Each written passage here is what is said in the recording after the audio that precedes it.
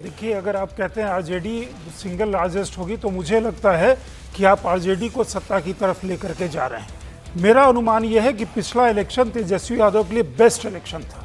वहां से तेजस्वी यादव का ढलान शुरू होता है। वो पिछले जो 2020 में तेजस्वी यादव के बारे में क्वाइट कॉन्फिडेंट, बहुत ज्यादा कॉन्फिडेंट है। सबसे पहला बयान उन्हीं का आया। देखिए, कॉन्फिडेंस की अगर बात है तो राहुल गांधी कह चुके हैं कि एग्जिट पोल सही होता है हरियाणा में, और बिहार में कैसे एग्जिट पोल गलत हो जाएगा। और इंडी गठबंधन के राहुल गांधी नेता हैं, तो ये एक थोड़े समय हमें इंतजार करना चाहिए।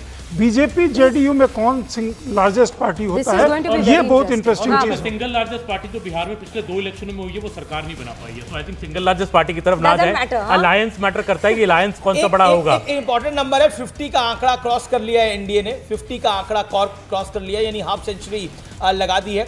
और एक अच्छी खबर भी है हमारे व्यूअर्स के लिए कि यूट्यूब पर सबसे ज्यादा दर्शक देख रहे हैं इस समय न्यूज 18 इंडिया को। ये भी अपने आप में एक रिकॉर्ड है, सबसे ज्यादा दर्शक देख रहे हैं न्यूज 18 इंडिया को। ये आपकी मोहब्बत है, आपने न्यूज 18 इंडिया को चुना है। इस वक्त देश न्यूज 18 इंडिया देख रहा है। मैं फिर दर्शकों को एक राइडर दे देना चाहती हूँ। ये जो 56 पर आप इस वक्त आंकड़ा जो 56 देख रहे हैं एनडीए का, ये पोस्टल बैलेट की अभी गिनती हुई है। ये रुझान मानिए, ये देखिए नतीजा नहीं है, लेकिन पोस्टल बैलेट में हमारा जो रिजल्ट हब से जानकारी प्राप्त हो रही है उसमें 56 जो है वो आरजेडी 30 पर है और 57 पर यहां पर एनडीए दिखाई दे रही है। चांसेस जीत के एनडीए के 47%, इस वक्त रुझानों में महागठबंधन के 25% दिखाई दे रहे हैं। हमारे साथ सारे खास मेहमान जुड़े हुए हैं। कांग्रेस के एक नेता इस वक्त हमारे साथ प्रदीप जैन आदित्य हैं, फॉर्मर मिनिस्टर रहे हैं यूपीए कैबिनेट के अंदर। प्रदीप जैन जी, कांग्रेस का खाता तो खुला है लेकिन महागठबंधन अभी शुरुआती ट्रेंड्स में पीछे दिखाई दे रहा है, एनडीए आगे दिखाई दे रहा है। प्रदीप जैन आदित्य जी, देखिए, मैं माता जानकी की माटी में हूँ। हमारे साथ यहाँ के वरिष्ठ नेता शम्स जी हैं, प्रमोद नील जी हैं। माता जानकी की इस नगरी में, जिस नगरी के अंदर 15 साल से ओवर ब्रिज बना हुआ नहीं है, ट्रैफिक में घंटों लोग फंस जाते हैं, सड़कें टूटी हुई हैं, डबल इंजन की सरकार, पूरे मतदाताओं का मन इनको सत्ता से हटाने का है। और जो वोट हुआ है, चूंकि पोस्टल वोट से कोई गिनती नहीं होती, लेकिन जो वोट हुआ है, महिलाओं की जो लाइन थी, वो चाहती हैं कि उनके पति और उनके बच्चे जो बाहर काम करने जाएं। तेजस्वी सरकार ने जो कहा है कि हम सत्ता में आएंगे तो हर प्रदीप जी, आपको पूर्ण विश्वास है कि आपकी पार्टी महागठबंधन जीतने वाली है? वैसे यहाँ स्टूडियो में बैठे लोग कह रहे हैं कि प्रदीप भाई ने अभी से जीत की माला क्यों पहन ली है? ये हम लोगों ने ये माता रानी के दर्शन करके आए। यहाँ इस दरबार की तो महिमा है, प्रभु राम की महिमा तो सारे लोग जानते हैं। माता जानकी के अस्तित्व से ही प्रभु राम आज पूरी दुनिया में प्रभु राम है। प्रदीप जी, वाह, प्रभु राम की चर्चा हो रही है। प्रदीप जी, बहुत बहुत शुक्रिया हमारे साथ जुड़ने के लिए। इस वक्त दर्शकों को बता दें, 62 पर इस वक्त एनडीए है, 34 पर महागठबंधन है, यानी लगभग आधे का फासला यहां पर दिखाई दे रहा है। तेज प्रताप यादव पीछे चल रहे हैं, राघोपुर से तेजस्वी यादव आगे चल रहे हैं, दानापुर से रामकृपाल यादव आगे चल रहे हैं, तारापुर से उप मुख्यमंत्री सम्राट चौधरी आगे चल रहे हैं, बेलिया से बीजेपी की रेणु देवी इस वक्त बेतिया से आगे चल रही है, वहां धमदाहा से जेडीयू की लेसी सिंह आगे चल रही है। ये गृह मंत्री है इस वक्त की ये बड़ी खबर आपके सामने है। आरजेडी के खाते में 29 सीटें रुझानों में साफ तौर पर दिखाई दे रही है। कांग्रेस का 6 पर खाता खुल चुका है। शुरुआती रुझानों में बढ़त बनाई हुई है, शुरुआती रुझानों में बढ़त बनाई हुई है। और आप देख रहे हैं प्रशांत किशोर इस समय 2 सीटों पर आगे चल रहे हैं, लेकिन एनडीए 64 सीटों पर आगे चल रही है। सबसे तेज, सबसे सटीक नतीजे हम आपको लगातार बता रहे हैं।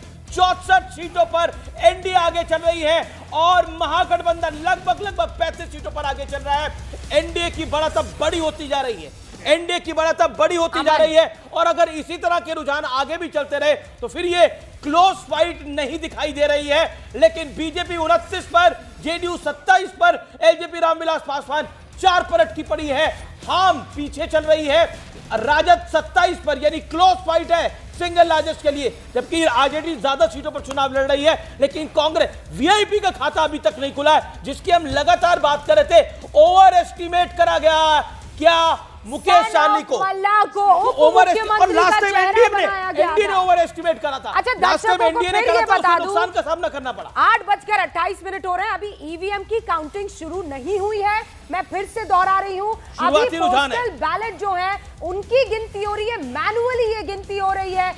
अभी देखिए 8:30 बजे के आसपास एग्जैक्ट वही टाइम है, 8:30 बजे ईवीएम की जो मशीनें हैं वो काउंटिंग टेबल पर लाना शुरू होगी और उसके बाद असल जो रुझान है वो नतीजों में कन्वर्ट होना शुरू होगा। ऑलमोस्ट आप समझ लीजिए 15-20 राउंड ऑफ काउंटिंग होती है और उसके बाद नतीजा सामने आता है। लेकिन अमन, ये आंकड़ा देख लीजिए, अब 70 छूती हुई यहाँ पर एनडीए दिखाई दे रही है, पीछे 41 पर आरजेडी है और जनसुराज ने 2 सीटें तो खोल ही ली है अपने। एनडीए का जैसे नंबर बढ़ेगा, एक इंटरनल हेल्दी कंपटीशन भी एनडीए में बढ़ेगा कि बीजेपी ज्यादा सीटें जीतेगा कि जेडीयू ज्यादा सीटें जीतेगा। अभी तो रुझान आ रहे हैं, हो सकता है उसमें जहां पे रामविलास पासवान एलजेपी चुनाव लड़ रही है वहां के रुझान नहीं आ रहे हो, लेकिन उनका सीट का नंबर अटका पड़ा है 4 के ऊपर। काफी 29 सीटें, जैसे मैं आप कह रहे हैं 29 सीटें मुझे लगता है चिराग पासवान को बहुत ज्यादा दे दी गई। मुझे नहीं लगता उनका स्ट्राइक रेट लोकसभा जैसा है यहाँ पिछले कुछ इलेक्शनों वाला उनका स्ट्राइक रेट कम होगा क्योंकि 29 सीटें बहुत ज्यादा। लेकिन चिराग पासवान वो तो उनके पास क्योंकि 7 लोकसभा थी तो उसी के अनुपात में वो सीटें दी गई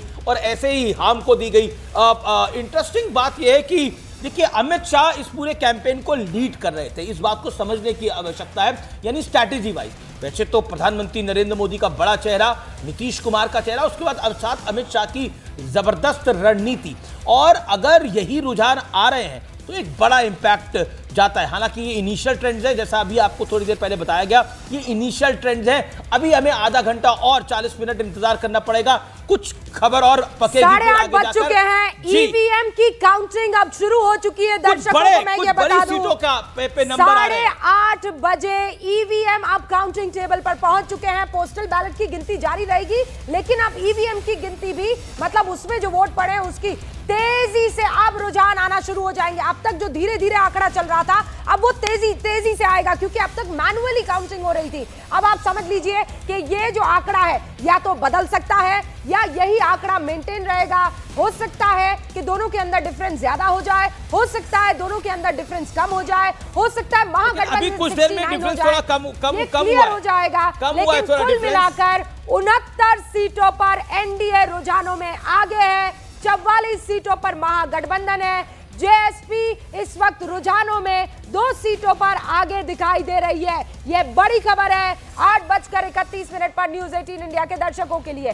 जरा हम लोग रिजल्ट आपका रुख कर लेते हैं। जो बात अमन कर रहे थे, एनडीए में हेल्दी कंपटीशन चल रहा है। 31 पर बीजेपी, 31 पर जेडीयू, दोनों को सीटें बराबर मिली, 101 और दोनों इस समय बराबर सीटों पर आगे चल रहे हैं। देखिए जब ये 101 हुआ था तो बड़ी बात हो रही थी कि क्या जेडीयू को कट टू साइज किया गया, क्योंकि पहली बार हो रहा है असेंबली इलेक्शन में कि जेडीयू और बीजेपी सेम सीटें पर चुनाव लड़ रहा है। और ये भी बड़ी बात थी कि नीतीश कुमार को हमेशा कम सीटों जीतते हैं पर मुख्यमंत्री बना देते हैं। तो इस बार अगर जेडीयू बीजेपी जितनी ही सीटें ले आता है तो नीतीश कुमार का केस और स्ट्रांग हो जाता है कि देखिए मेरा चीफ मिनिस्टर बनना बिल्कुल 25 महागठबंधन में वीआईपी का खाता अभी तक नहीं खुला है। वीआईपी का खाता महागठबंधन में अभी तक अमीश देवगन अभी टिके हुए हैं। VIP I'll tell you, last time NDA made that mistake, this time Mahagathbandhan has made that mistake.